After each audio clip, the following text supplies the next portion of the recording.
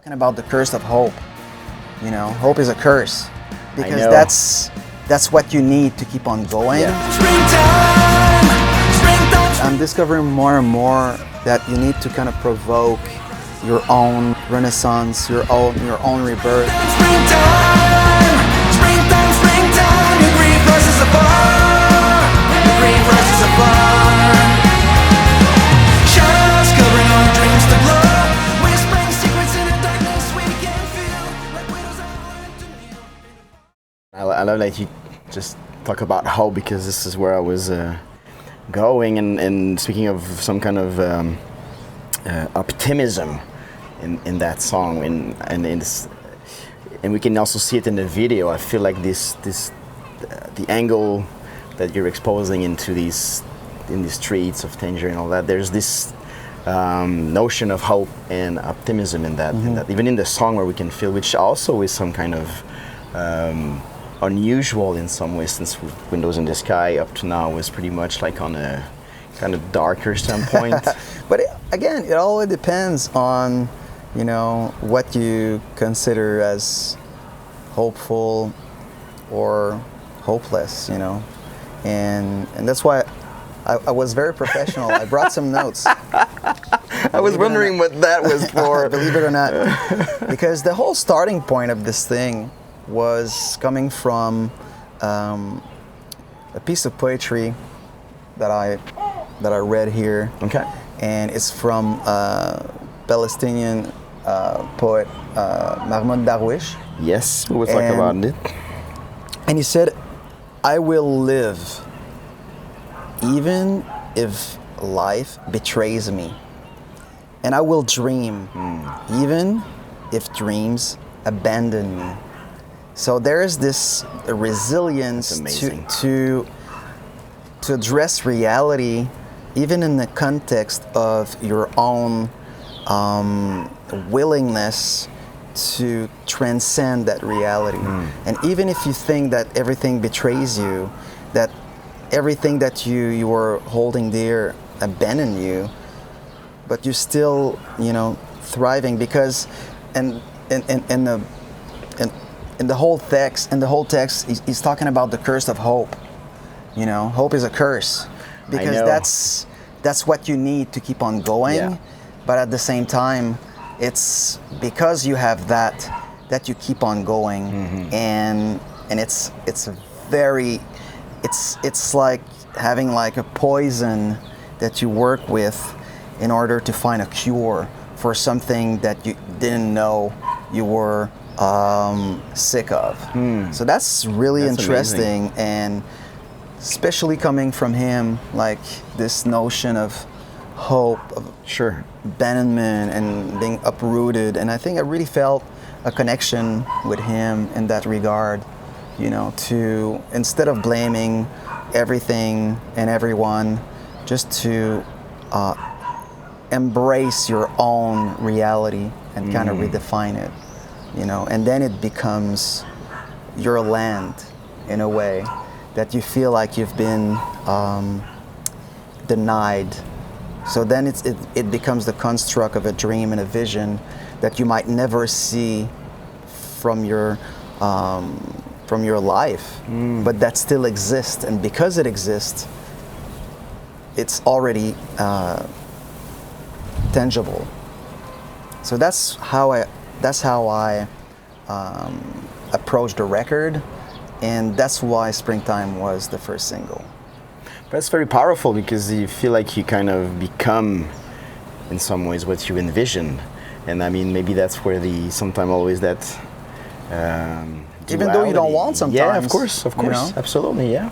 So, and that's the thing. That's why it's a curse. Yes, exactly. It's like freedom. Exactly. You know? It's the same. So, yeah,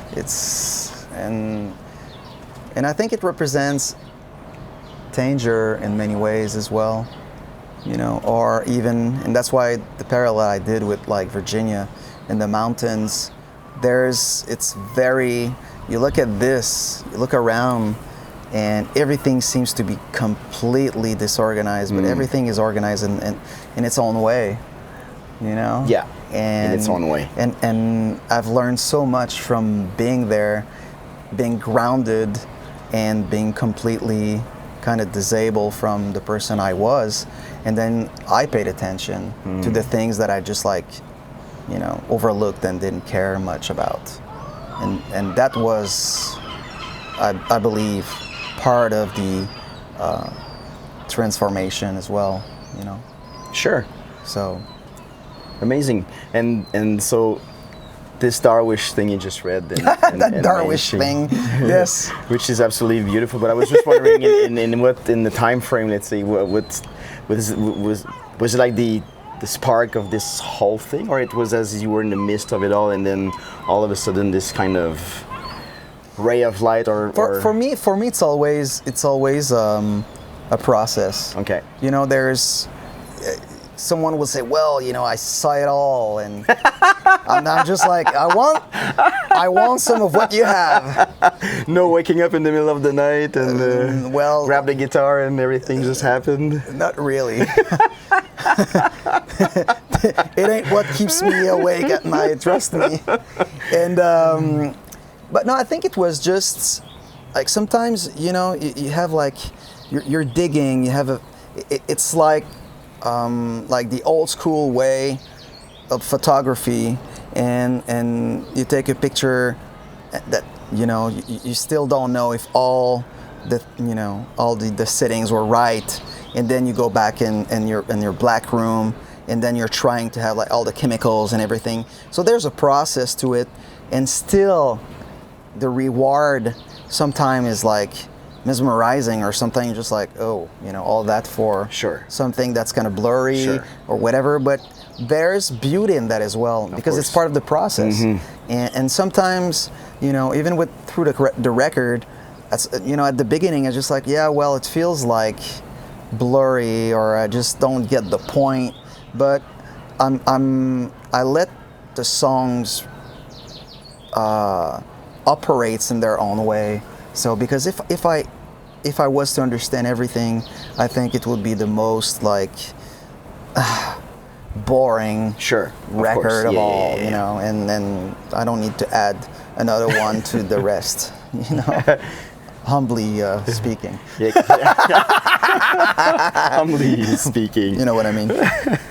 Which you, Yeah, you know who you are. So it's part of the process, but I think like Darwish and, you know, Jean Genet and so many other writers were kind of part of this. And at the end, you don't really know, you know, when you're assembling all the ingredients, and you don't really know what's what. Sure. It's just like the mise en place. And you understand, okay, well, yeah, that's interesting. So I'm taking like so many notes all the time, which I never kind of refer to because I don't have to. Because once I write something down, even if I don't remember much, it's there. absolutely, and that's very true. And that's part of this whole process. So it's kind of like But it's great. mystical a little bit, No. but this is really the process that I'm in. But I love it. And then this poetry sometimes give you answers, or it's just more questions to you, or since it's always a process. So do you sometimes feel, oh, that, or you just discover more, oh, that's probably why that came in, because these questions always are. Me, I'm avoiding answers. Yeah, that's what I thought. You know, answers ain't for me. You know, because I just don't trust that. You know, Okay. I don't trust the notion of truth. I don't trust, because it's so, you know, it feeds your need for control, and it just organizes everything in a way that you feel secure, but you don't understand that you're kind of, you know, you're choking yourself out of oxygen that you need to keep on growing. So I'm not really looking for answers. For me, I'm very comfortable with questions after another one, and you keep on digging. And at the end, you know, it's you're as honest as you're willing to be, and that's what matters to me when I'm writing. It's just like the level of honesty. And sometimes I feel like, oh man, I wish I could have gone like much deeper. But I came to term with that because I accept that, you know, part of being honest is, you know, this is where I was at that moment, and the songs will keep on evolving anyway, and that kind of honesty will transform itself as well. And at the end, it doesn't matter if I'm wrong, you know, because if I never felt like it was something that was worth giving life to, it means that, you know, I won't allow it to keep on growing. And then, you know, even if it starts and I say, well, it was grain, and at the end of the process, it's like table. I don't really care, really, because it's the song that leads the way, and it's how it channels that transformative aspect, that human aspect that we kind of have forgot in recent years with more modern technology, and so. Yeah, so you feel like this is kind of losing of its presence, essence? Yeah, for me it does, you know, and just like I it's funny because I'm well known for like being very bad at communicating with, like, people will send me like a text, and the notion of like I have like 3 seconds to answer, just like I'm just doesn't, you know, I don't understand that, because me, I'm doing something else. Sure. And then, oh yeah, where's my phone? And then, oh yeah, it's true, like 4 days ago it was like out of battery somewhere in the house. So I'm just like, well, okay, I'll find it later. So for me, it doesn't matter really. It's more in, I live my life you know, on present tense, and before it was always, you know, well, let's build the future and let's see where, you know, when tomorrow it will be this, and tomorrow it will be that, because I wasn't happy, and so by looking further, you're avoiding to look at yourself today, and so that's why, you know, I love Danger, because when you're walking around, you'll end up having a coffee with someone. Yes. And something that wasn't planned at all. You know, or when you're inviting someone and just like, hey, you know, it's been 2 hours. Are you coming or what? Oh yeah, sorry, I bumped into so and so. And at first it's just like, it's weird because we're so organized. But then you realize that relationship and it leads you wherever it needs to lead. Yeah. You know, there's other things that we need to have, like structures, of course, but I think that human interactions needs to remain free, and so you don't have to lie. Oh well, yeah, yeah, of course I want to see you, but you know, I need to paint my house again. You know, whatever. Just like. So we became the slaves of that kind of motion that ain't one. So me, I do believe in, you know, in being spontaneous and just like, oh yeah, it's true, I miss that person, and then you send, you know, you don't. It doesn't matter if the other person doesn't answer. Just like, oh yeah, I'm at the airport, I'm thinking about you, or, you know, I saw something in the street, like a painting, just reminds me of you or whatever. That's amazing. So but again, that's beautiful. You know, maybe that's the reason why I don't have a lot of friends.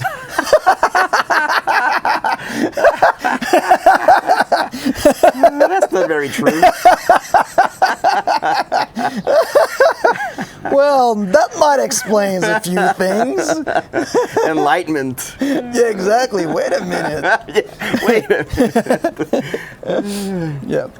Well, I love it, and it's true. And here, Tangier is all about, you can plan a bunch of things or not, and whatever. Yeah. As soon as you get out in the streets, well, anything can and will happen. And at first, even for me, it was something that was very strange, and I I didn't like that, but because I like the structure, very much structure, kind of. Let's meet on the 13 at 10 o'clock. And New York Minute. right? But here it's just like, and it opens even the way of thinking of everything, actually. And I feel like even for that record, that I feel like you even allow yourself to really take the time Yeah. to dwell into it, to give it the necessary space that it deserved. Yeah, I wanted to, sometimes you have to press pause. Sometimes you need to stretch time and you need to accept that, you'll have to, along the way, you'll need to go a little faster as well. So for me, I wasn't really worried about that. Before I know. I was getting like, I made myself sick out of deadlines and things like that. It was very unhealthy for someone like me. And even recently, like every time I'm going to, to see like my specialist, my doctors, the first thing they'll tell me like, you need to drop the stress. You're too stressed. You're just like, well, okay, how do you do that? But I think accepting just to be in the present tense kind of forces you to just to be focused on what matters. Could be whatever you want. But that's how I'm approaching it, and that's how I approach the record as well. Because before, I would like, right now, I would flip out because the record ain't done. It's not finished. Yes. Wow. There's other people that are stressed about that. I'm very sorry. That's why I don't have much friends. That's another reason. Yeah, but I wanted the record to breathe. And it needed to, and I think people will feel it in many ways. There's urgency when it needs, because it's real. But the rest of the time, I didn't want to really worry about anything. I didn't care about, what's cool or not now, and what's the type of music, what people are expecting from me, and with Your Favorite Enemies, that was like, it was driving me like crazy. It was, and I was physically ill, just thinking, okay, what do people expect from me, That's crazy. Now it's more like, what do I want to share? That's amazing. And some people might like it, other people might not get it at first, but I think everybody will feel how honest and entirely committed I was to that record. Amazing. Yes, and I like the fact that Springtime was the starting point. I think it's intriguing. I think it's because there's so much new things into that song that were not used, first by the length of it, and second by, as we already mentioned and shared. But I like the idea that it's a part of something much greater and bigger and wider. But and I like also to reading some people and all that. There's like, it's mesmerizing because we're kind of focusing on something that so many things just got to come before and afterwards. So we're kind of a little part of a long journey that is like, whoa, that is so interesting, because there's some kind of a beautiful celebration of many things and even more to come, as if you've embraced something completely different. Yeah, true. And I think that's, maybe that's, I was about to say that's the luxury an artist like me have, but I think, simply put, is the decision that I take to be that kind of person. Yes. So that's why I'm not really worried about numbers, about all that thing, and just like, I just wish that, for me, this is not what I wish, absolutely not. I just, the only desire I have is just that it becomes another opportunity that I have to connect and commune with people. The rest of it, I mean, you know, some of my favorite records now, I didn't get it at first.